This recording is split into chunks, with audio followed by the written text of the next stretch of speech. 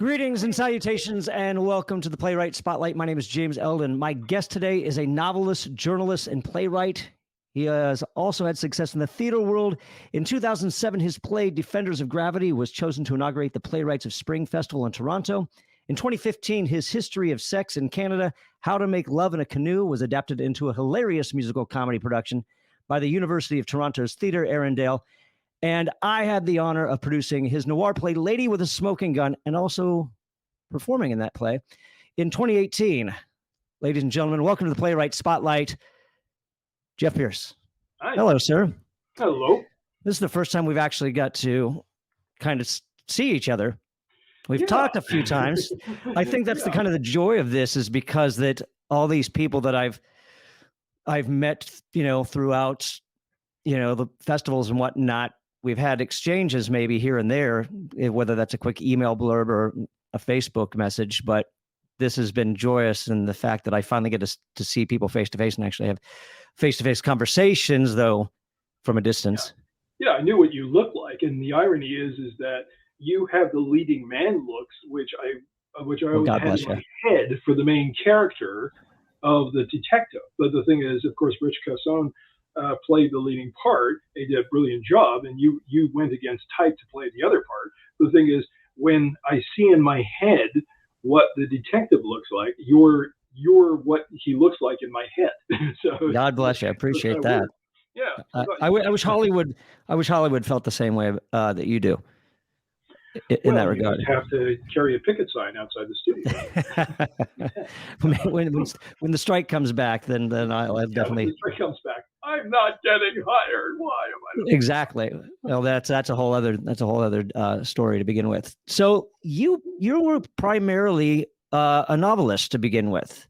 Yeah, it was. And the thing is, I mean, I've had a very eclectic career, and I use that word generously because I've done all kinds of weird things. I was a farm reporter without ever seeing a farm because it was radio. Why would you go out to a farm? You're not going to see it. So, and farm reporting, I discovered, has absolutely nothing to do with the farm itself. Most of the time, it has to do with other things like prices of wheat, insurance, in terms of how much crop yield you're going to get, in terms of all kinds of other details. And then, I came to Toronto, what we Canadians like to refer to sardonically as the center of the universe, because it's the biggest city. And I ended up working for a wire copy place. And over the years, I've just had weird things. I got into novel writing because I ended up writing erotica for Black women, strangely enough, because there was a certain imprint that catered to that market. And it was a hell of an education. And of course, if you look at some of the great writers, especially in science fiction, this is what they did. They did, journeyman work like Robert Silverberg, Harlan Ellison, Theodore Sturgeon, all wrote crap because they needed to eat. So, but it's a hell of an education because you go, okay, well, nobody's really reading this, so I can get away with like doing certain experiments in terms of like polishing my craft. So it was a hell of an education. And then that led to doing nonfiction books, which I've done several of it. And but yeah, I certainly miss novel writing, and I certainly miss doing stage work because there's just nothing else like writing for theater. It's just a hell of a wonderful experience. So how did you transition into like here you are doing novels and nonfiction and then erotica, but then all of a sudden now you transition into playwriting. So I really want to get into that for anybody that's watching or listening that maybe like, oh, I've always wanted to maybe dabble in that, but maybe they just haven't had the nerve or the right encouragement or motivation.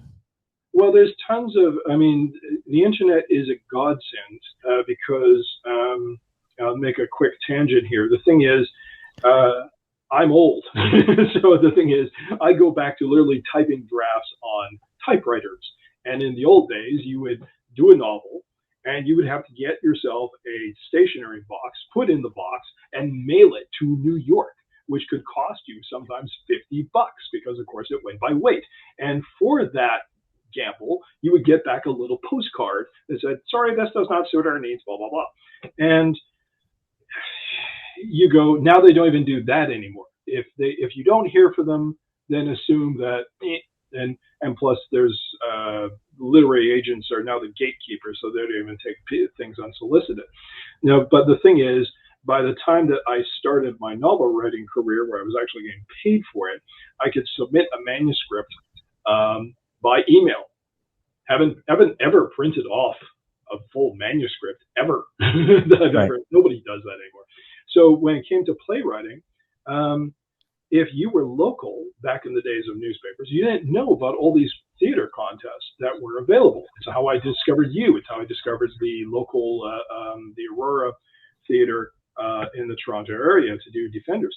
And the thing is, I was bitten by the bug a long time ago. I did operetta in high school, and I was very lucky because I went to a high school where Winnipeg in Western Canada is the city where all the studios go.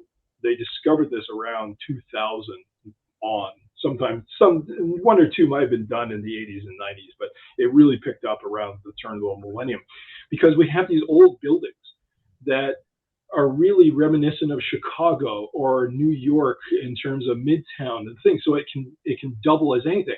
But I grew up in that history. And then there was the Playhouse Theater, which seated 800 people, and a really old classic theater. And our high school would do operettas there.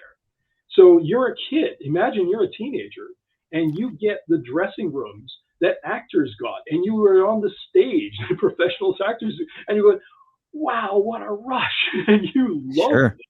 You know, you're a kid. Like I had somebody who later graduated and he was in town when I was doing radio back in Brandon. He said, that really was a special time. Like, wasn't it? Like for all of us. And I said, yes, it was.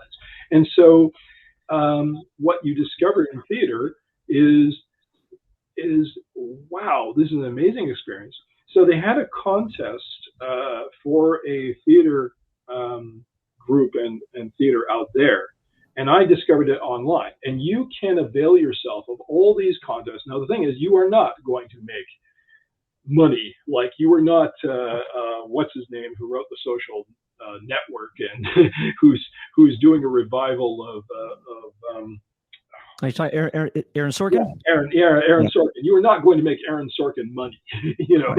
You are lucky. Your reward is to get produced, but most of the time. But that is a great place to go, okay, is this resonating with people? Is this working with people? And do it that way. And this is a good part to maybe transition to some of the things that we also want to talk about is you are having to write for a specific medium that you can't write for as a novel or a nonfiction. The rules are completely different, and you have to respect them. So, well, let's talk about that. How did novel writing help you as a playwright? I'm sure it has its hindrances, but how did it help you? I mean, Stephen Pressfield talks about it a little bit, you know, when he was doing, you know, ad copy and whatnot, and then novel writing nonfiction as well. In his book, No One Wants to Read Your Shit. It was his what a great title. Yeah, well, it's the fourth book in his series. It starts off with the War of Art, Do the Work, and I forgot what the other one is, and then Nobody Wants to Read Your Shit. So and he's not wrong. No, exactly. And I think that's a very specific thing, not that everything that you write is considered that. It's just nobody wants to read your bad stuff. That's my interpretation. But all that said, he talks about how all of that helped him. How did that help you, being a novelist writer and then going into playwriting? Well, the weird thing is that I was helped by theater without even knowing it on novel writing first, because one of my favorite authors for a while, and probably still is if I pick him up again, is Somerset Maugham. And Somerset Maugham really started, there was a time around the turn of the century, the 20th century, where, no kidding, in London, you could have 3 or 4 Somerset Maugham plays being mounted at once. Like the guy was immensely popular. The short stories I wrote were immensely popular back when you made decent money getting your short stories published, not anymore. And Mom would say that he figured out in terms of novels that you frame it like a scene, and you don't blather on. You write, you jump in the middle of the conversation where there's tension and where there's conflict, and you end the scene on the novel in the written page when, okay, there's a resolution or it reaches a point, and you go and you read that and you go, oh, that's how you're supposed to. Oh, okay, and you go, well, once you figure that out for novel construction, it naturally follows that you're going to use that very same advice back into playwriting. And that's the thing is beginning writers, they want to bring realism to the material, but of course they're fumbling their way. It's like being a virgin. You're fumbling your way into things and you don't know what the hell you're doing. And so naturally you start the scene maybe 2 to 3 pages where you could just go, oh, get rid of that. Right. Get to the conflict, get to the immediate thing. I mean, this is why if you watch sitcoms on television, nobody knocks. Nobody knocks on the door if you watch an old episode of Friends, nobody ever knocks. They come in. And why do they come in? Because you've saved time. Right. Sure. In Goldman's book, Adventures in the Screen Trade, he was with a famous director once, and they were thinking, I wonder what's happening with such and such thing. They turned on the radio, and it's such and such is happening, blah, blah, blah. And they looked at each other and went, a movie moment. Because the radio automatically. But the thing is, it's true. It's true because it saves time. You have to have it that way for the convenience of who's viewing it and who's doing it. The thing about theater is that the most important advice I think you can give any neophyte writer is all you have is character and dialogue. I've spoken to people who selected my play, among others, and I had like a gazillion entries. It's ridiculous. And I know you had play submissions from all over the world, I think, for Play Noir, didn't you? We did. I think we've had 13 countries and 5 continents, and that's including it. And that's including Antarctica, believe it or not. We actually had a playwright who co-wrote a piece who was stationed in Antarctica. So when I saw that on the title page, I'm like, oh, okay, look at that. So we're missing Africa and Asia. Yeah. So, yeah. But the thing is, most because I was thinking about this before in terms of preparing for this and thinking about things, and I remember somebody, I can't remember if it was you or one of the other producers, who said the trouble is that theater culture is something that you have to immerse yourself in, because then you understand these are the limits. No, there are people who sit down to write a play and they think they're going to write it like a film script. Well, you don't have special effects unless you're doing like a big production of something. You don't have the luxury of transitions that you do in film. You have to create the illusion of something coming to a halt without it looking static and forced and ridiculous, because you are on the stage. So all you have is character and dialogue. And a good portion of that character development is up to the actor. So rather than do a lot of fireworks and bells and whistles on this thing, you have to pare down and go, okay, what do I want to say? Who says it? How do they say it? And what are they saying it for? That's what you really have to get into your head. Who are the people? Concentrate on those and what they're saying. So then how, in that regard, considering that, where do you start? Where do your ideas come from? And then how do you approach the page? Well, let's use the example of a lady with a smoking gun, because we both know it. Okay. Let's promote the material. let's hey kids, buy this. Yeah, that's the Play Noir 2018 copy. Also can be found in the anthology as well. So let's talk about Lady with the Smoking Gun, because it's also going to touch base on some other things that are happening in real life as well.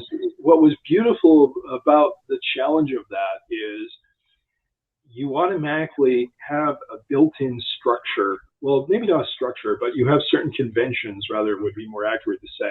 You're going, hey, we're doing these plays, and they're basically recall the old fantastic days of noir in Hollywood. I think, would you say the period is like 1930 to 1950 something? It depends. They'll say that the first true noir film was The Maltese Falcon, which is 1941, and then it goes into the 50s. You can watch some elements in earlier movies, but I don't know if it really qualifies as noir. I mean, noir as a genre as it is an argument to be had because there's no specific, elements that are true in every single noir movie. Murder is not a noir make, but that's usually an ongoing theme. And some people say it has to be black and white. If it's not black and white in its color, then it's neo-noir. I don't subscribe to that at all. Yeah, I'm not sure I do either. There's some wonderful for one. Yeah. I mean, I wouldn't consider Chinatown a neo-noir, but it's in color. Yeah. But again, yeah. So I mean, it's noir's in its own respect. I mean, it's an anomaly for the most part. And that being said, that's why I love it for the stage. And so that's why I always encourage playwrights, especially new ones. I mean, noir is great. It lends itself to simplicity for the stage. Yeah. You have a bar and a couple of stools, you're in the bar. You get a desk with a chair, you're the detective's office. You put a lamp post upstage and you got a street corner. It's so simple. No, it's just a simple divide. And the thing is, what's beautiful about writing the play and doing the competition is you didn't ever tell us that. But the thing is, you got to reach that essence on your own. So I'm going, okay, what the hell do I have to work with? And rather than just advertise myself again, I'll give people out there who are watching this another example. If you watch a lot of David Mamet's work, he's basically noir. I mean, if you look at Glengarry Glen Ross, most of the action is taking place at night in the rain. Now, you don't have any of these cliche or trope things of angles and black and white. But the thing is, the actors come in, and you have Alec Baldwin, who, again, we're going to bring up later. But the thing is, Alec Baldwin comes in, and in the play script, that scene is not there. You can go look up Glengarry Glen Ross. The scene isn't there with Alec Baldwin of him coming in going, put that coffee down. Coffee is for closers. You think I'm, well, I don't know if I can swear in your podcast. You think I'm fucking with you? I am not fucking with you. And he gives this great excoriating toxic masculinity speech that sets everything in motion. And the whole action revolves around a petty crime. It's not even a big crime. They make it look like a break-in to steal the Glengarry leaves. So it's a crime. But it's basically noir, and okay, who did it? Who's responsible? If you look at The Edge, it's two guys facing a bear trying to get home in the forest. If you look at Oleana, it ends with, the whole play ends with a kind of violent confrontation at the end, which is building up to it. So there you're seeing noir sort of channel through this. With Lady with a Smoking Gun, I'm going, okay, noir. Did you write Lady with a Smoking Gun specifically for this, or had you already had it? Yeah, I wrote it for you guys. I wrote specifically in mind, and I thought to myself, and that's why I love your comment about the essence, because I'm going, okay, I got to boil this down to the essence of this. Well, what do I have to work with? Because I can't do fancy shadows and, walking down the staircase and the guy's silhouettes in the rain. I got character and dialogue, and all I got is that. But with noir comes the built-in conventions of we have to have something in terms of crime. We have to have something that's an element of dark, sort of cynical humor to it. And so I went, okay, well, what about interrogation? And that led to that. Then you've got the one rope. So now they have to be very strong characters because you're in the room with them. You're not going anywhere. So the thing is, they better be worth you listening to. And the gimmick of the gun and it's not a spoiler because you learned about it 2 seconds into the play, is I thought, what if she kills a guy right in front of everybody and she gets away with it because it looks like an accident? And so I had to read. I'm very aware, tragically, you had the example of Brandon Lee, who was killed on the set of The Crow. And I was thinking of that, but I thought, what if you murdered someone that way? And that led naturally. And then, of course, from a structural standpoint, you say, okay, this is beautiful because you can get through the first 2-3 minutes explaining the mechanics, which, let's face it, that's not the super sexy part that you're interested in. You're interested, the mystery is not who did it, the mystery becomes why. Why did she do it? Why is it? What's going on behind here? And I couldn't have asked for better casting because Lauren Fordnell, if I'm pronouncing her name correctly, yeah. I mean, she literally stepped into the stage, and when I first saw her, I went, that's her. That's exactly who I'm thinking of. And she did such a fantastic job that you're just looking at. And that's the wonderful reward you get writing the play. Your people come to life right in front of you in a way that you can't. Everybody who reads your novel, if they read, this, the Karma Booth, the people are going to have a different visual impression. The character is going to live differently in their head than how you imagined it, and that's fine. They fill in the blanks there. But an actor brings your vision to life, and there are other people who, again, neophytes. They can be so goofy because they go, well, the actor should be like 6'2" and have blonde hair, and no, that's not how it works. Not in film, not in stage, not in real life. Not in real life. So the thing is, and that was wonderful in the production because you went against type. You were who I had in my head. And you're playing the guy who is the little, I've forgotten even the name of my own character. You're playing the little mousy guy who's central to the plot. Friedman, right? Is it Friedman? Yeah, Friedman. Yeah, you're playing the prop master. So the thing is, you're integral to the plot, but you're playing it brilliantly against type. It was just a delight to watch all of that come together. Thank you. So basically you start with the elements of noir. This is what I have to work with. Yeah. And those are kind of your guidelines, if you will. And then it was like, all right. And then you narrowed that down to interrogation. Yeah. And then it was like, okay, if that's the case, we know it's not who did it. We learned that right off the bat for the most part. Well, I mean, obviously it happened on set. It happened in front of everybody. We know who shot the actor. And now, as you said, it becomes the why. So now where do you start as the playwright? You got that down. So it was just like, let me explain how the logistics of, or like you said, the mechanics. I mean, is that for the most part, or did you start any other way? Well, no, the thing is, no, I think you've got it fairly right. I mean, the other thing too that's worth mentioning is we're older, so we can remember this stuff. What people watch now, if they're still even watching cable television and watch old movies, is quite different than what we had. Or maybe I'm just speaking for myself because I'm freaking ancient. But the thing is, I go back to black and white television sets, and they were still showing black and white stuff after, say, 11 o'clock up to 1. And so you saw great stuff, and you saw great old movies. They wouldn't show black and white often during the day unless it was daytime hours. And so you picked up this stuff by osmosis, and you went, okay. Or if you watch the old films. And of course, you had the conventions of language. So you had to have really clever, and of course, you're walking a very fine line between what works and what's parody.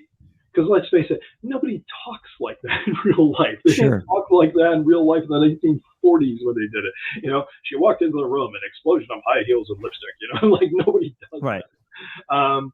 And they knew exactly what they were doing when they were shooting the Maltese Falcon or the Thin Man. They went, let's make these people really interesting to watch. Let's make them say things that you want to know these people. But if you do that, especially the thing about a theater stage is the audience is with you. There are real people right in front of you creating the illusion of reality. But if you were nuts and you jumped on the stage, you could touch them. So the thing is, the artificiality of the genre doesn't even, it has to go through a different litmus test on the stage versus the film. They'll let you get away with some cornball shit on the film to an extent.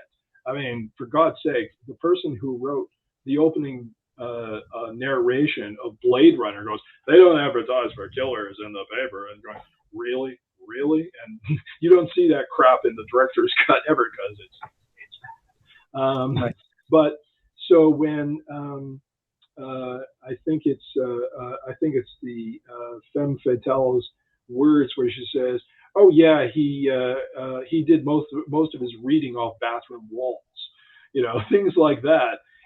It sounds a little more plausible to the ear that somebody could say that. A clever person would say that. They don't have to all speak in, "A lazy fan was propelling overhead above my head while I was smoking a cigarette." Like you can't go into camp. You can't slide into that. So you have to respect the genre and pay attention to the conventions of the genre, but also it's live theater. So the illusion of the suspension of disbelief is working on a very different level than it would in a film. If that makes sense. I hope it does. Yeah. So how do you approach characters? What do you approach first? The dialogue and let the character come from there? Or do you approach the character first and then spew the dialogue? Damn good question. Or is it a combination of both? It's just like you kind of have a vision and then just like... I think the thing, and it's taken me years to learn because I'm an idiot. The thing is, the Karma Booth, for instance, started off with the premise. I was busy I was pottering about my bathroom, and there was a Law and Order episode playing in the background.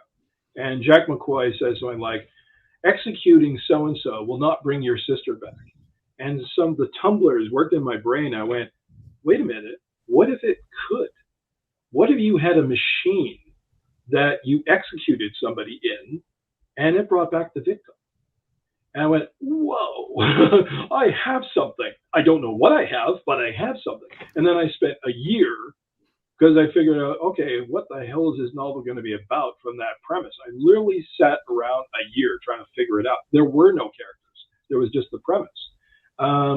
Whereas with a play, I think you have to start with characters and let plot go from there.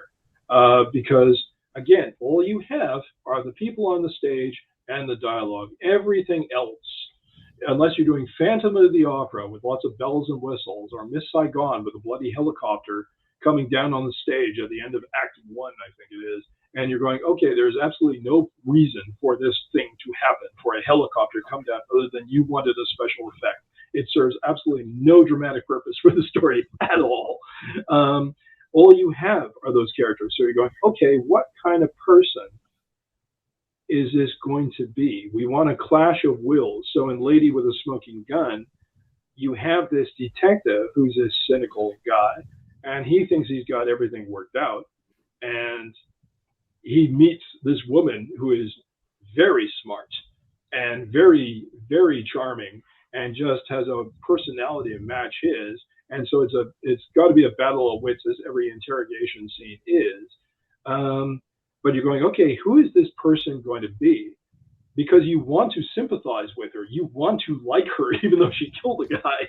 And when you find out the reasons, you're going, yeah, okay, I'm with her. You sort of go, okay, and you let yourself off the hook for liking somebody who shot somebody. So you start from there. I think it depends on the medium that you're always writing for. If you write, I wrote this. Where is it? I wrote this, and this is nonfiction, but it's written. Prevail. What's known for?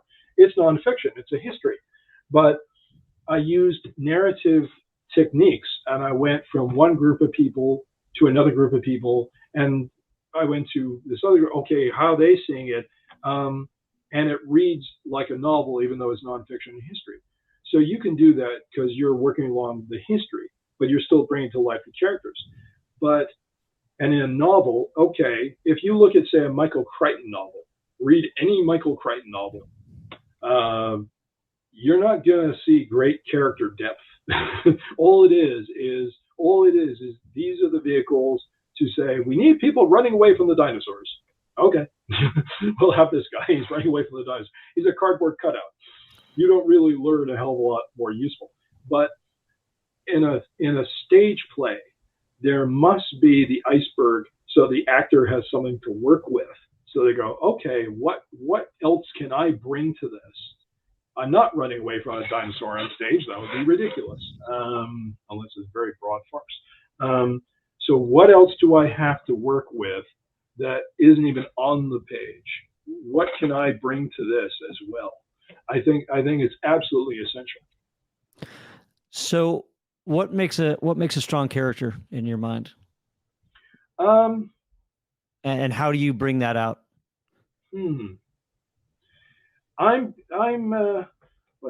That's a very good question.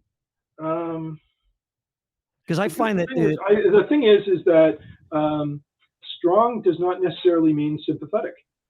You could have somebody you absolutely hate. You absolutely hate the guy, and you want to see him get his just desserts. You want to see him fall and fail. And then there's sort of nuances to various characters, so that the most ideal strong character is somebody that you can say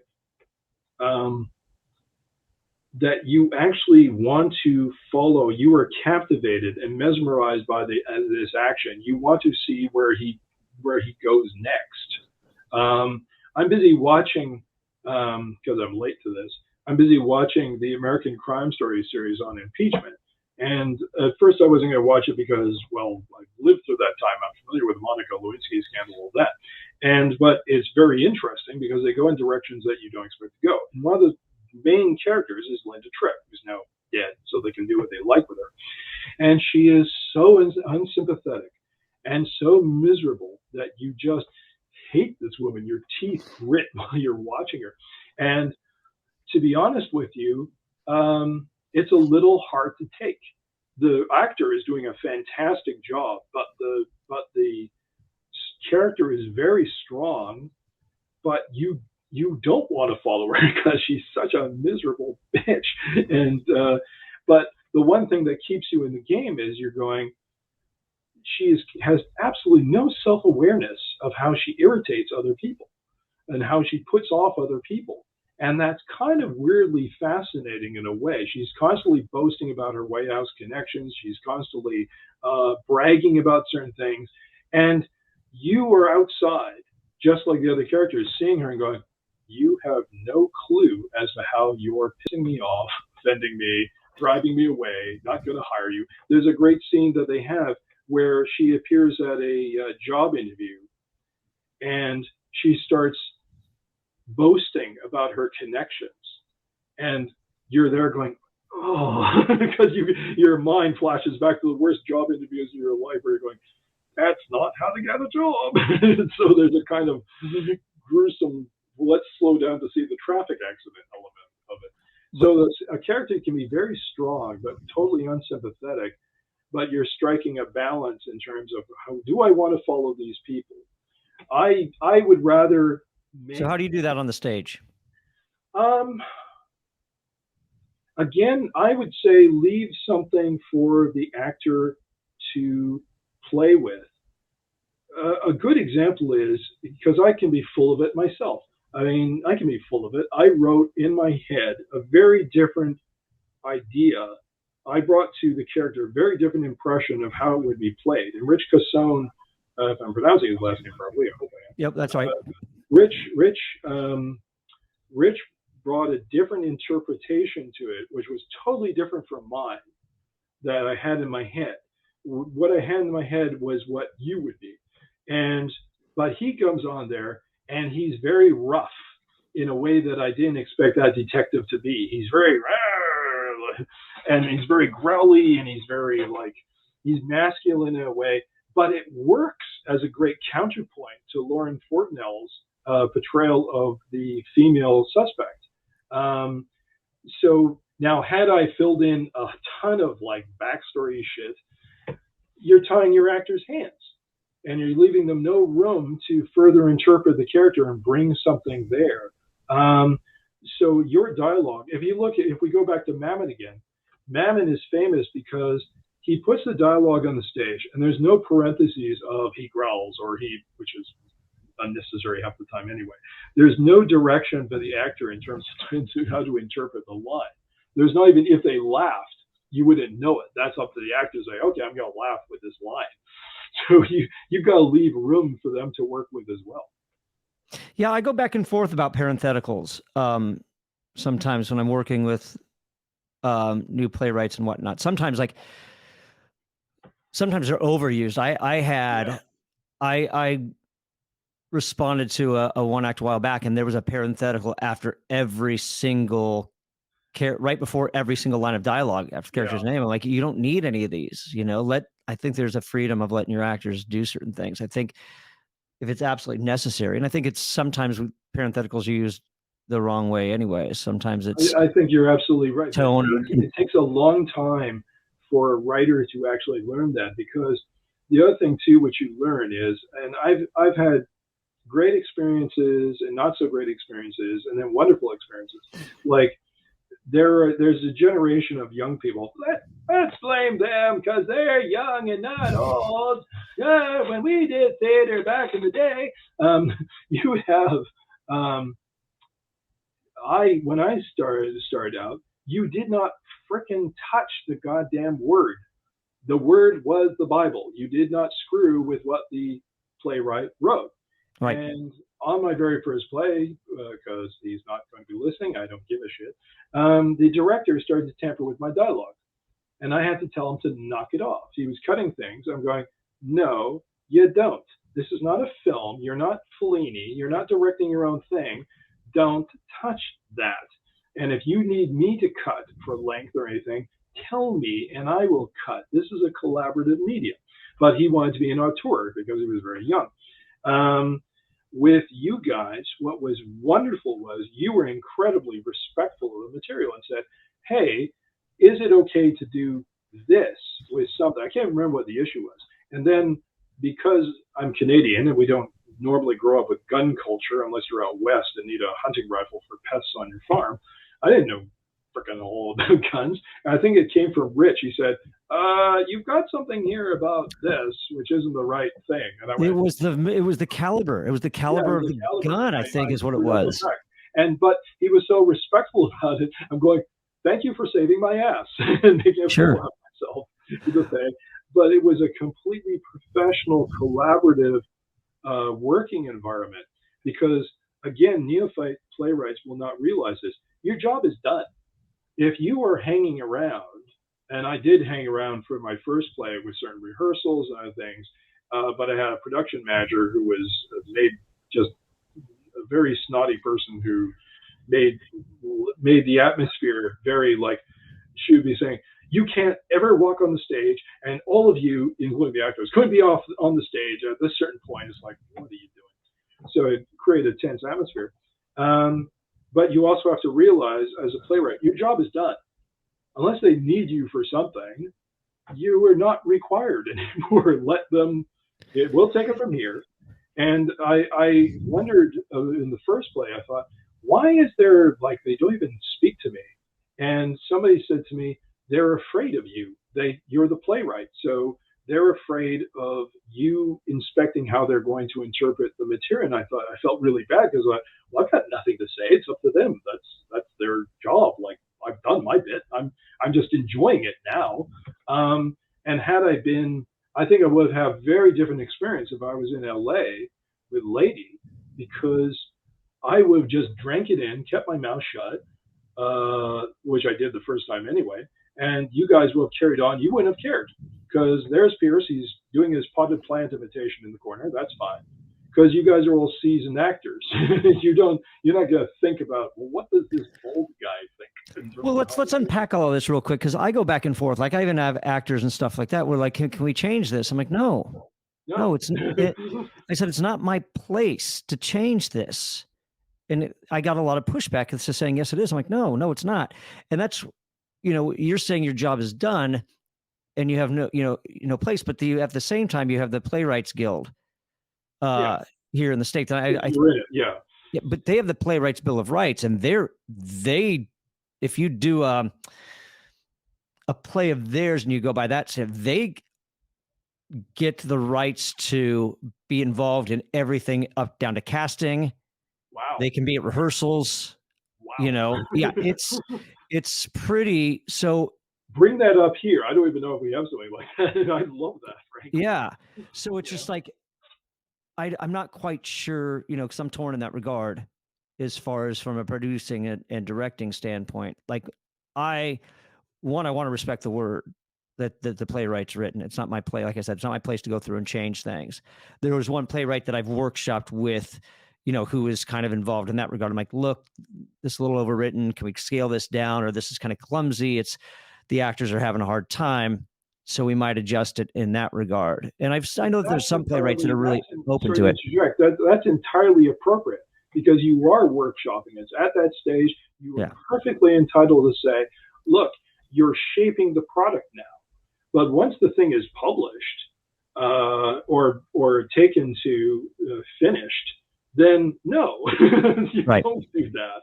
And I think I think this problem stems from the fact that everybody we're a little more educated than we were years ago.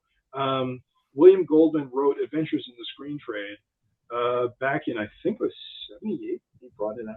I can't remember. It might have been 78 to 82, somewhere in those years. And he didn't even know what the hell a film script looked like when he first did his first works. He had to go out and get one. You couldn't go to, we used to have a bookshop, sadly departed now, called Theater Books in Toronto. And you could go around, you could buy for $30 the play scripts to Rocky or the play script to, whatever, Raiders of the Lost Ark, whatever the hell you wanted, and see, this is how you write film. And because we're much more educated now, we hear about how directors go, well, I'm going to impose myself on the script and tell you what you have. And they don't do their homework or read or know that, when Ray Bradbury wrote the script for Moby Dick, and who was it who, I think it was, I just blanked out the name of the director, was in Chinatown. You know who I mean. John Huston screwed around with the guy's script and made sure they got screenwriting credit on it because he could. And it's Ray freaking Bradbury, and you're messing around with Ray Bradbury's work. That is incredibly insulting. And so people think that this is okay to carry over to another medium. And no, it's not. Because there's a reason why you cut Shakespeare for length. You don't cut Shakespeare for the sake of, well, I don't like what Hamlet's saying here. Let's reinterpret what. No, it's not up to you. So that kind of shit, frankly, drives me nuts.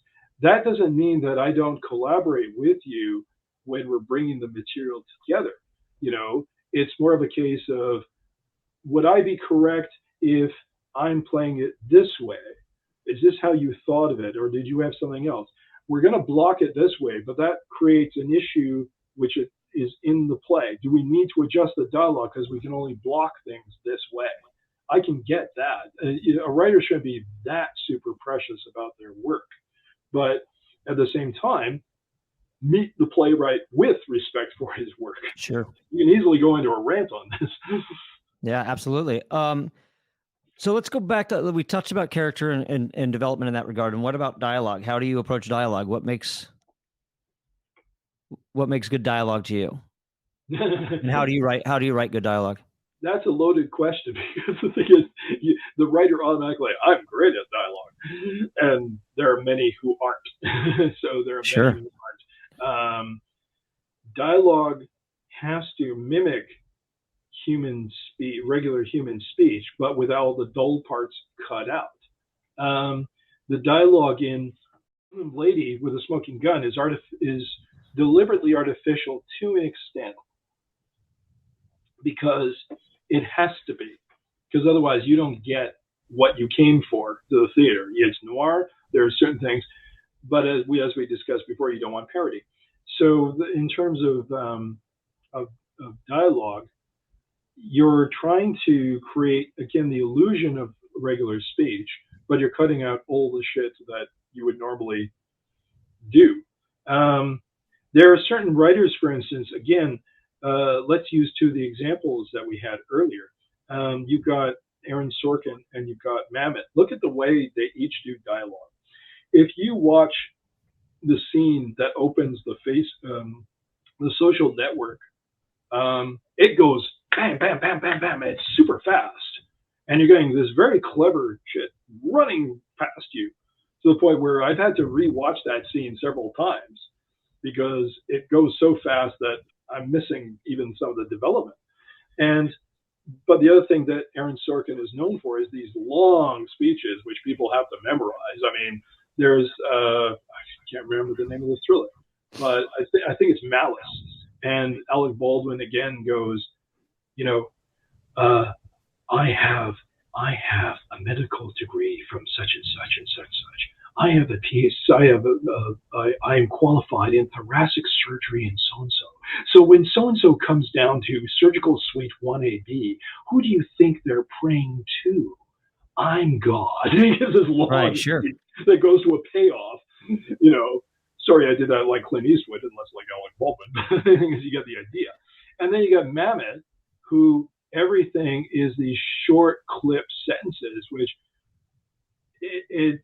there are some works where you look at it and it's almost like, okay, how do they even get into the rhythm of this? Because it must be just drive people nuts.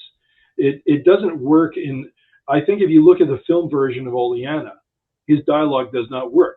Sorry to knock the master, but it doesn't work. You see them trying to bat it back and forth. Well, and that's what I want to touch on, because you know, we bring up Sorkin and Mammoth, both qualified and established playwrights in their own right. Yeah. But they've also transitioned. So you know, we're speaking about how they approach it in film. So I just, and obviously, if you're talking about Oleana from stage to screen, and maybe that's why it doesn't work. Whereas like you got Social Network, that was never, it was never a play to begin with. I would be, and I'm sad to say I've never seen the stage version of A Few Good Men, so I don't know how that changes. Well, he keeps changing it. That the story is that he keeps fiddling with it, and that's early him. And if it's going by, you can see where the staginess is still inherent in the film, which is fine because it's basically a courtroom drama. But the dialogue works so much better because in the film or in the play. Sorry, in the film or in the play. Well, I can only go. I'm like you. I haven't seen it either, but you can see its theater roots in there, but it still has film grandeur. Whereas Oleana feels like you're filming the play, but the dialogue just doesn't. Let's use another example. If you read Hemingway, I don't even know if people still read Hemingway. But the thing is, Hemingway is known for what? He's known for dialogue. But if you try to take that stuff and act it, you are going to be in real trouble. It just doesn't work. It just doesn't work. And nobody can really quite put their finger on it. But how it reads in your head just never resonates with people when it's read out as dialogue. And so then let's talk about that. Let's why what makes stage dialogue so compelling? How do you write compelling and strong stage dialogue? I think you have to get back to, again, everything flows from character. Plot flows from character. Theme flows from character. Dialogue has to flow from character. Rich, I started to say Rich Cosson, so the name of the character. That's so strong. He goes in, and this is a guy who is basically starts off as a trope, and you get a little bit more depth to him later as a 1940s guy.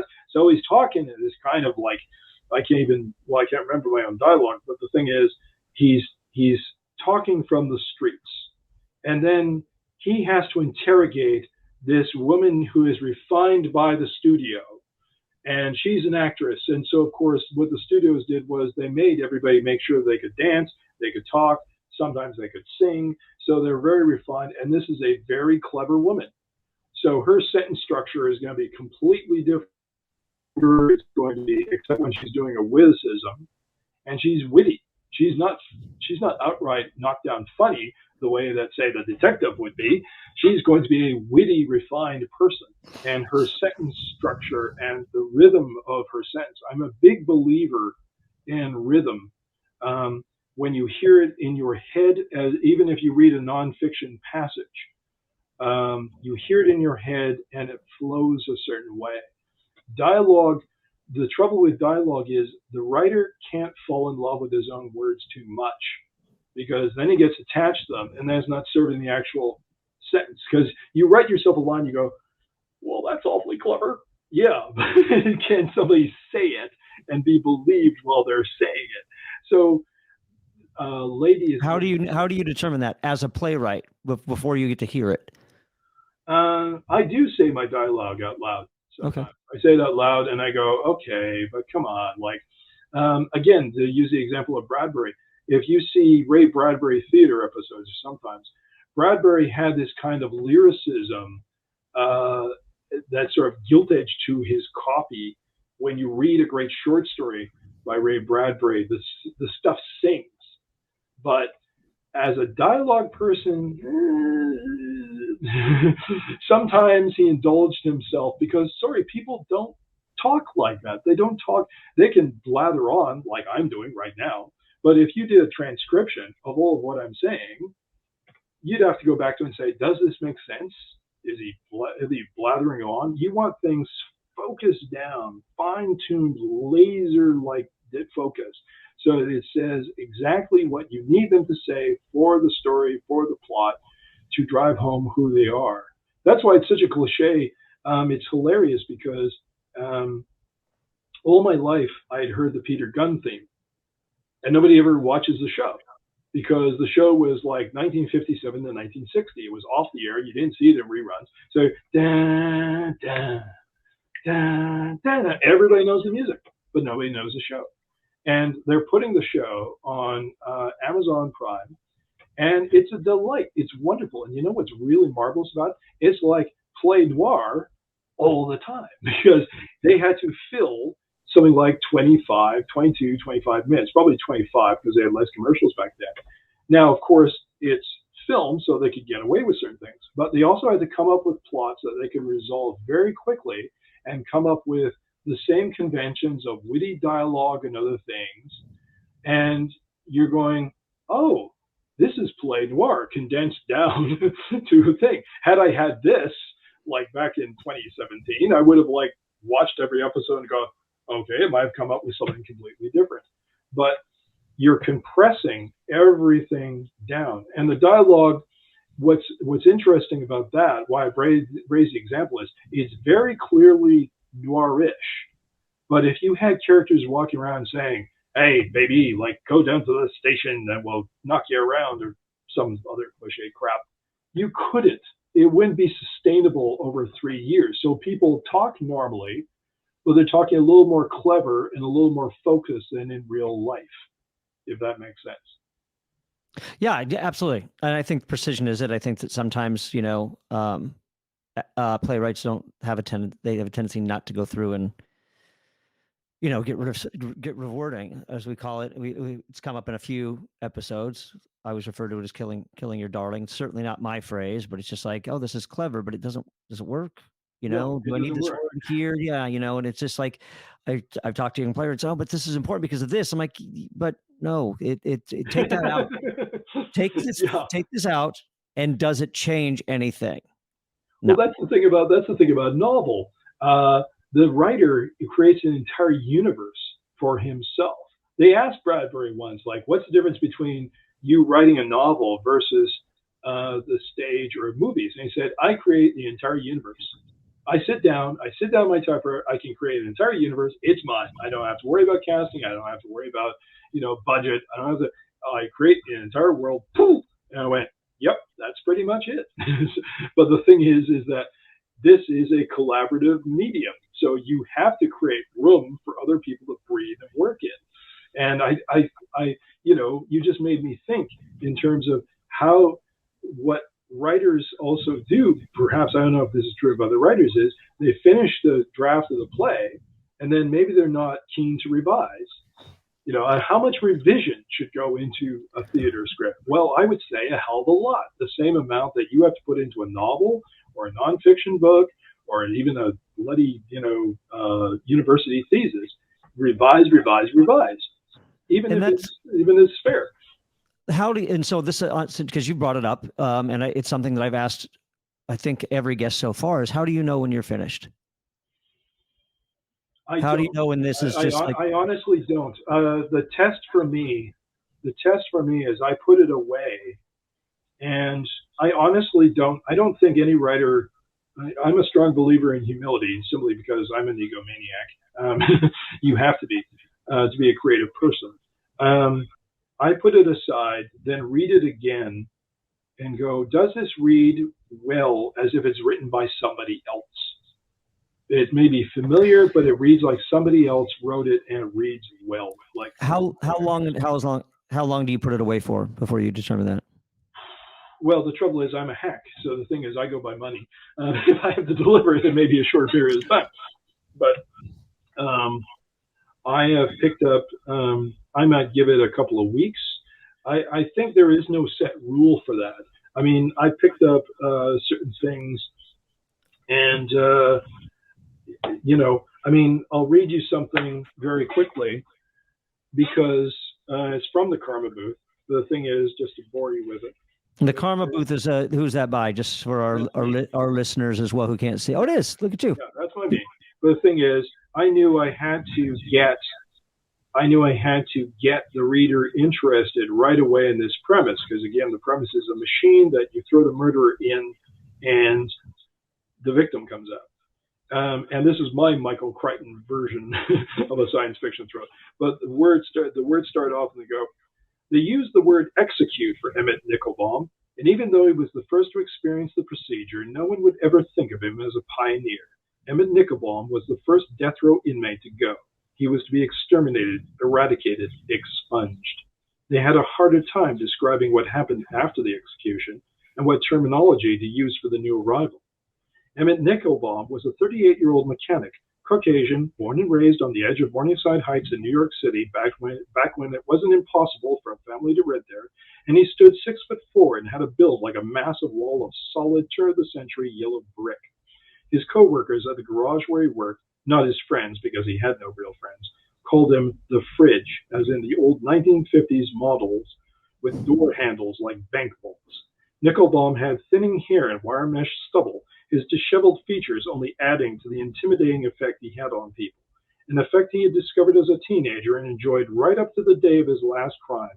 When he broke into the Queens home of one of his garage's customers, she didn't stand a chance. 24-year-old graphic designer Mary Ash was only 5'1" and weighed a mere 110 pounds. Nickelbaum was a mountain in shadow that didn't belong in the topography of her apartment, his huge palm covering her face and whipping her head into the wall with such force that the plaster broke. Those are the opening words to this novel. And the thing is, you immediately go, this guy's a monster. But he's not going to be, you don't think of him as a character who's going to be important to the rest of the book. So you've got to cram everything in to know who this guy is to get to the point of him going into the booth where he's going to be destroyed, executed by this machine. So it reads almost like a nonfiction book, but it's still a novel. Now, if you were to dramatize that scene, it wouldn't work. I don't think it would work at all, because we're familiar with that kind of violence. What I humbly think makes it work on the written page is the language. But it took revising and revising and revising and revising to just surgically cut away. What do I need? What don't I need? What gives you a picture right in your head immediately of this guy's a monster? He's a rapist. He's a murderer. But we're familiar with rapists and murderers. You know, this is a violent world. But what gives it so that this guy deserves to be executed in this machine right away? Sure, but that's fine with uh, a novel point of view. But how do you do this in playwriting? How do you, you know, obviously you can do 6'2" big muscular guy. Yeah, but you should. You know, but no, but I mean, just as far as your character description goes, if you want to do that, but then you have to relay all of this stuff in dialogue, because again, character and dialogue. So we don't get all of that on the stage. So how do you recommend playwrights approach that and put it on the page? That's the thing is, or in the dialogue. If we go to, where is it? The scene where, let's see if I can find it, where the detective first meets the actress. There's, and I think the other thing, as a matter of fact, they don't even have dialogue. They have, if I remember, I'm going to work properly. He walks into the room, puts the prop gun down, nudges it towards her, and she nudges it back. And immediately, you know, that point of blocking was very deliberate. So you've given the actors something to work with that isn't even dialogue. They can go, oh, well, now she could have taken all the time in the world to pause and go, pushes it back. But you're absolutely right. You can't do that. All of your tricks with language only work in the dialogue or the character. So you're going, okay, this guy is this. How does he convey this? Or maybe he walks in and says, I am going to tear you up inside. I'm going to make it so that you can't even go and take a pee or whatever without burning or something horrible that he says. And he says it in such a menacing, horrible tone that you're going, like, sure. Yeah, absolutely. But the thing is, that's the other thing too, that is a trap for at least the novice, is it's very easy to do broad things. It's very easy to write anger and to write loud, big emotions. Your trick, your assignment, your homework is to write something where the actor has something to work with that gives multiple meanings. The play that I wrote, Defenders of Gravity, is inspired by the friendships that all these science fiction writers had in New York in the 1940s. Like Robert Heinlein knew Frederick Pohl. He knew Ray Bradbury. Harlan Ellison was a roommate of Robert Silverberg. I thought, this is kind of cool, these friendships. And at one point, a character has this monologue where he's defending a fellow writer who's based very, very, very loosely on Isaac Asimov as this geeky little virginal gay guy. And the writer, he's getting picked on by another character. And the one guy gives this longish speech. He goes, this guy knows more about this, this, and this, and how dare you attack him? Do you know what kind of craft he had to put into to do this, this, and this? And he's not just telling the guy off, he's also talking about other things going on in that dialogue. And that's your job, to make it so there's more than one note for that actor to work with. There's more than just that top meaning of the speech for them to work with. The guy has other shit going on, and we've seen it throughout the play. So when he explodes in this speech, you're going, well, what else is driving that? Oh, it's this backstory of this, and this is what this guy brings to it, and so on. So you're talking about that build. Yeah, you're talking about that build. And do you plan that? I mean, is that always in the back of your head? It's like, this is where I'm going. I know where I'm going. I know this is where I want to go. This is where I want to go, but this is where I'm going to get there. Is that what? Yeah, I think you have to, because the thing is that it's too easy when you're writing a dialogue exchange for things to dissipate, because you're caught in this little trick of going, okay, I gotta make this sound realistic. Well, most of our conversations in real life are not classic drama of, they don't have rise and fall in terms of action. They don't have a build to them. It's like, well, did you go get groceries? Yeah, I got groceries. you only have a conflict. There's, I didn't get the milk, but we need the milk. It's like there's no, it would be an incredibly effective thing if you wrote something like that. But in drama, it has to be. Sure. Do you start with that? Do you start with that climactic moment, or do you and write that, and then work backwards? Like, I know I'm getting here, but how do I get here, and then go from there? Or like, where do you? I think it doesn't hurt. Again, it's the Somerset Maugham rule. You jump into the scene and you go, okay, there's this conflict. Now you can write an end scene, a climactic scene, and then go backwards. But I would urge anybody who's starting out this game to write it all and constantly revise that scene, because also what you discover is, at least I've discovered, maybe it's true, maybe it's not true of other people's experiences, is you're not building towards that one scene, because otherwise, what's the whole point of the rest of the play? Right.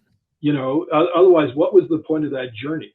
The rest of the journey better be as good as that big climactic finale that you want. And your finale may not be necessarily a confrontation. If you look at, say, Death of a Salesman, which I guess everybody knows, I'm sure they know, one, it's got some really, you start off liking that if you go to the theater and you watch it. And then if you're one of our famous writers was Mordecai Richler in Canada, he picked on and said, really? The guy sees his dad has an affair, and so he turns into a shoplifting kleptomaniac. Do you buy that as motivation? No. And it goes up to a confrontation. And then when it concludes, you have the funeral scene where it's like, no one dares blame this man. And, Biff is going, he didn't know who he was, blah, blah, blah. And there's not really there's tension, but there's not really a confrontation. That's not how the play ends, if it makes sense. Yeah. Nice. I guess the one thing I did want to touch base on, his name's come up a lot. This is a total shift, by the way. Yeah. And it's one of the reasons why this is going to be a while before this episode comes out. I think it'll be a few weeks, so that I think that things will have settled down in the Hollywood world as far as the tragedy with Alec Baldwin. Yeah. But there's so many correlations between that and Lady with a Smoking Gun. To an extent. I mean, we have to be careful here, because the thing is, for one thing, the character in my play committed murder. Well, that's true. No, and I'm just talking about, like, it's just, I'm certainly not imposing intent by any means. It's just like one of those things you do have the Brandon Lee thing, which is tragic, but it's just like, you'd think we would have learned a lesson in that regard. But, I see this happening. I'm like, oh my gosh, I'm waiting for Waterfield and Shaw to go investigate this tragedy. Well, it's also awful, because the thing is, unlike the Brandon Lee accident, I mean, we can say this, it's safe to say this, is unlike the Brandon Lee accident, where it was actually a blank cartridge, I believe the splinters, it's still a projectile, and people forget, it's still a projectile. So the thing is, he died because this projectile went into his body. Whereas with the Rust picture, they had a live round. Right. And so it's people are fully entitled to say, what the hell were you thinking? Like, why wasn't anybody thoroughly checking this gun beforehand? The interesting thing about what I did with Lady with a Smoking Gun was I took the example from Brandon Lee and said, okay, how could you screw this up so that by complete accident? Sorry? By complete accident. Yeah, by complete accident. Somebody puts on that wouldn't work on the stage at all. You go, come on, and yet we see it. The negligence, and my God, like to think that somebody was screwing around. And apparently, we don't know if this is true, so we should put a caution for anybody listening to this. There were early reports that people were firing these weapons in sort of target practice off the side. Whether that's confirmed or not, let's put a clause in there. But if they were, and if it is true that live rounds were stored in the same place as the blank ammunition, I mean, I don't know about you, but I've held a gun three times in my life. And one was a 45 and felt like a bomb in my hand. And Very heavy. I used to be trained in martial arts. So the thing is, now I'm an old man who can't even do anything. But the thing is, I held this and I gave it right back to the woman who is apparently a crack shot with 45. And I held a rifle when I was in Ethiopia in August. Once they let me hold this rifle, and I was still going. They had the safety on, but you're still going. Like, guns kind of scare the hell out of me because you have the control, you have the illusion of control. You really don't. You really don't. That's why you have these rules on the set. That's why they go live. They do hot gun, cold gun, or whatever the terms are. Here's a cold gun. It has to be absolutely safe because stuff like this. No, absolutely. I mean, that's what we use. When in noir, when it calls for it, I use starter pistols. Yeah. And it's a very just for the practical effect, if you will, as far as the gunfire going off. Just because it doesn't work with a sound effect. You can suspend disbelief only so much, but it sounds fake and it pulls you out. There's a startling aspect to it when it's live on stage because I don't think people are really expecting it, at least in the audience. Yeah. And even having, we use those. We did Stephen Dietz's Private Eyes back in when we first started producing, and that's when we got. Were we using a starter pistol then? And can't remember if it goes off in that particular play, but having even the starter pistol pointed at you is still pretty intimidating. And that goes back to the illusion. Like, if you watch the film, you wouldn't think twice about seeing a gun fired. But if you're on a stage, you're seeing an actual live, object, and you hear the noises like it's a completely different experience. So it's a shock because you're confronted by the reality of it all at once. It's completely different. So yeah, it was just a really interesting kind of correlation that this happened. I mean, of course, I don't think your story would have changed if this had already happened. Yeah. If that makes sense, like you wouldn't have said, oh, okay, we're going to make it more like this. I knew you're bringing the Brandon Lee thing in. Yeah. And which is great in a playwriting aspect as well, because you don't have to see the incident. No. And I think that's the important thing that playwrights, sometimes novel or beginning playwrights, is they have to, they would write that scene in, as a prologue or something like that to get to that. Well, there's a whole character in the play that you never see or meet. And that's Chuck Holman. Chuck Holman is the victim. Yeah. But you have to learn a lot about him because otherwise, why should you care? So you've got to build him up and say, what kind of guy was this guy? And you discover he's a despicable, horrible human being, and you're kind of glad he's dead, after a while. But he doesn't exist on the stage at all. He never enters. We don't meet him. He's dead. Well, and then you also have a nice, and we won't give the twist away because there's even a double twist on top of that. Yeah. So we can let our audience go ahead and pick up a copy of,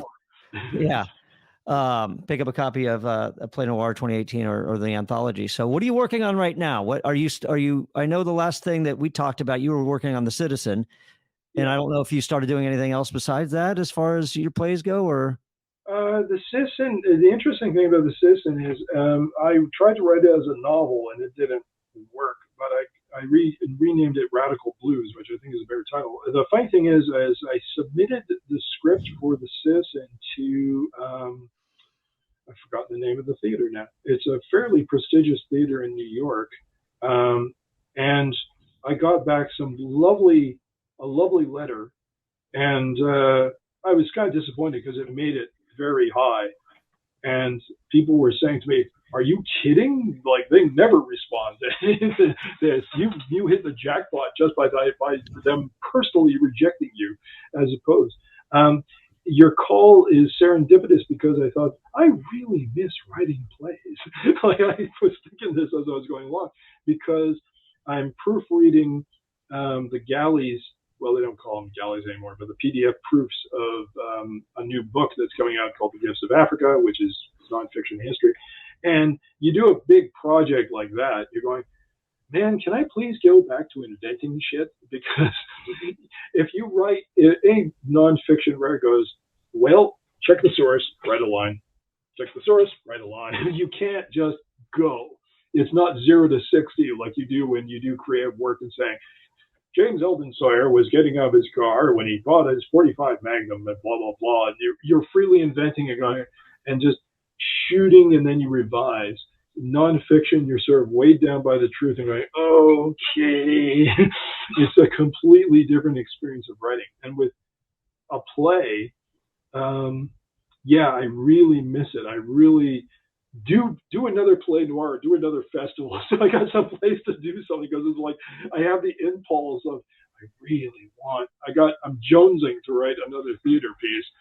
And so please give me a place to have my fix to get out there. So, well, have you, Rhapsody Blues, should you change the title to? Radical Blues, I call it. Radical Blues. So, so that, if that's one, if you had such a great response from this, why not look for another opportunity to maybe have that produced somewhere else? If the prestigious one came back with some, kind remarks.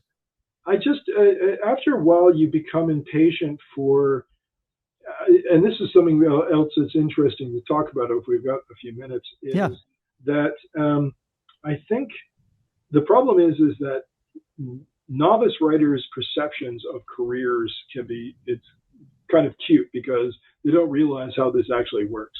Unless you are Michael Connelly or you are Margaret Atwood, you are not going to be rolling in money. And life does not become easy. I am what would be called a mid-list writer, in the fact that, yeah, I can say I've got like 18 books published.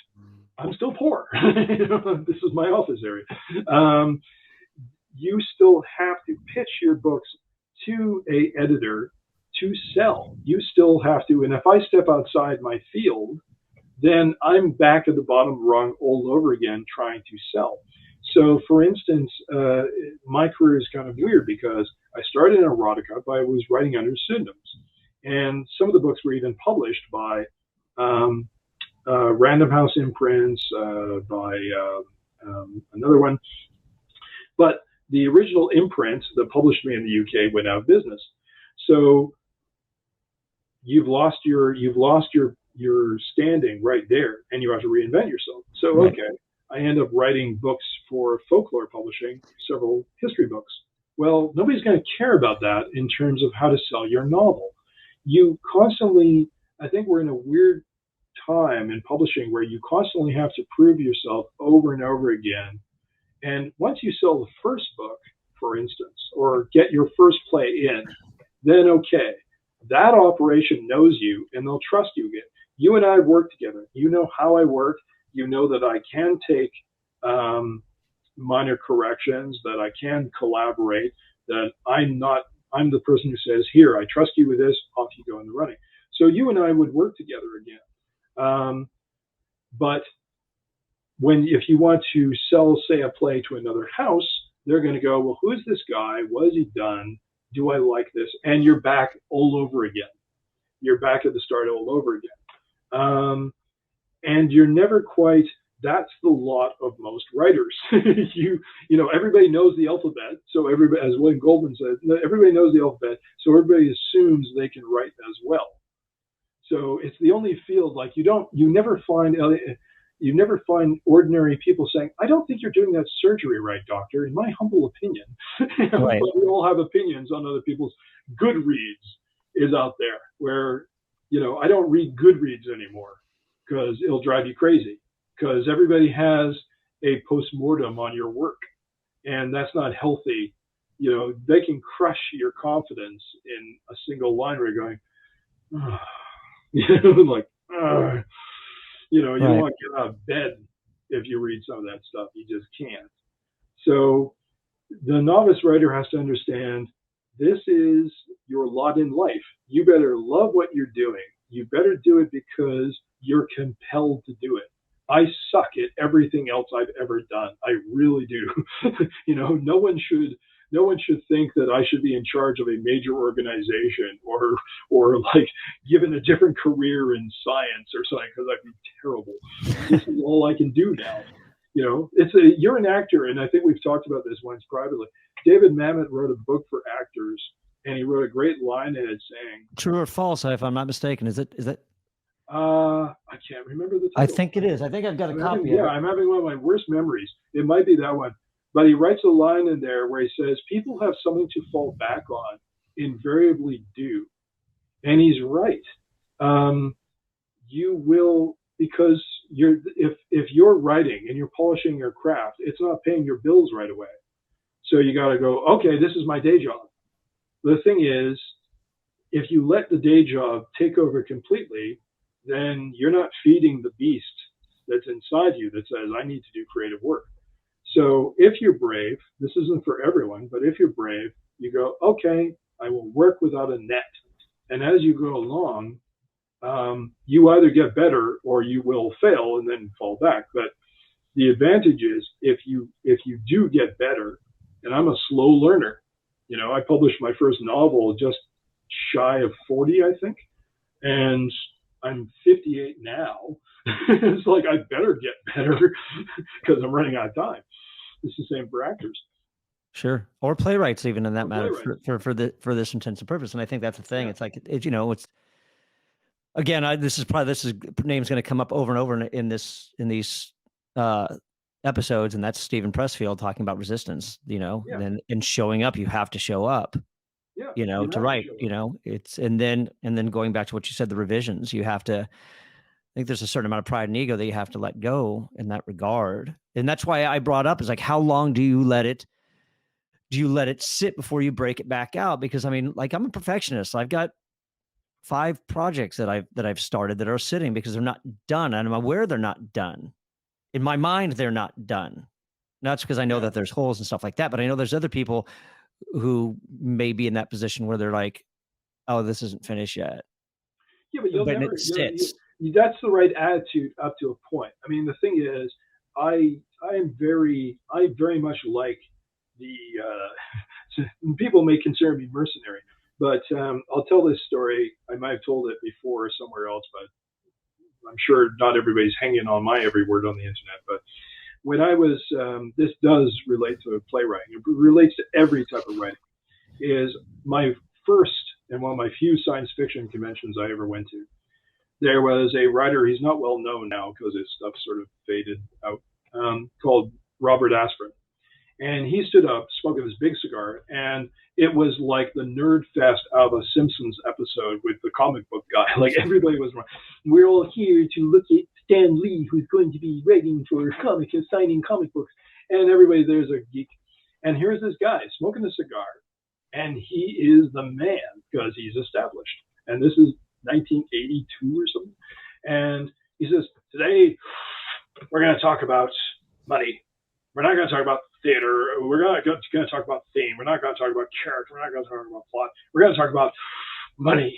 What it's like to get paid twice a year by a publisher, which is true. You only get paid by a publisher twice a year.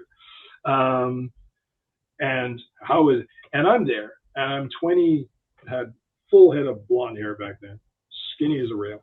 And I'm there, and I go, and I'm applauding. And then I realize I'm the only one applauding here. And because everybody else is silent. And they'll look at me. And Asprin points at me and goes, that man will be a professional writer. Mark my words. He was right.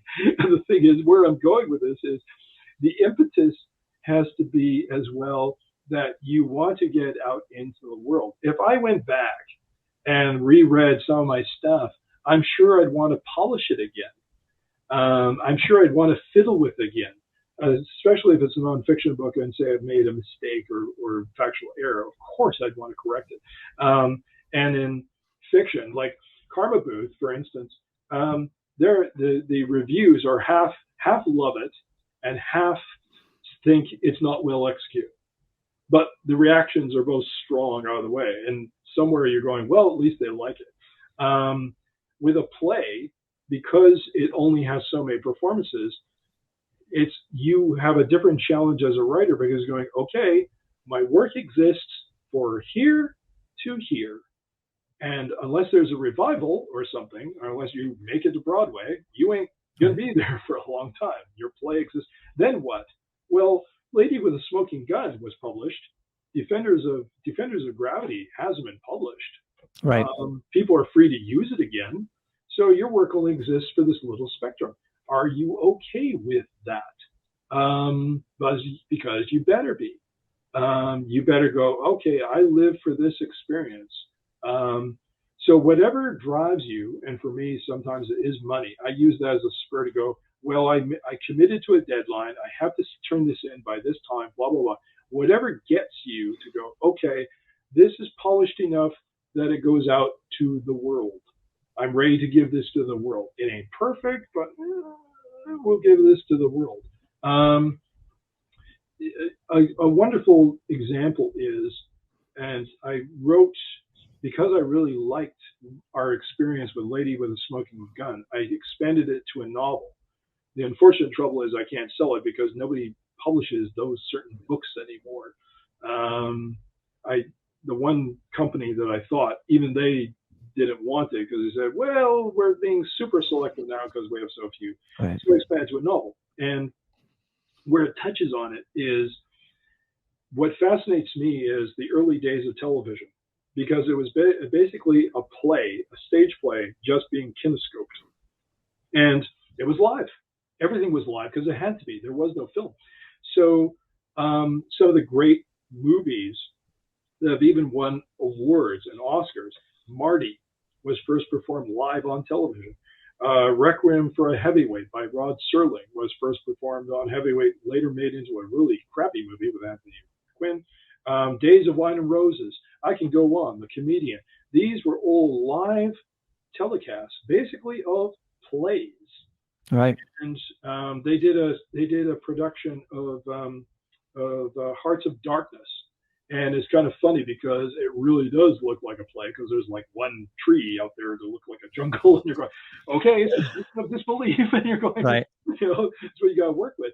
But those, unless what happened was stuff was so live, they only had maybe 2 performances.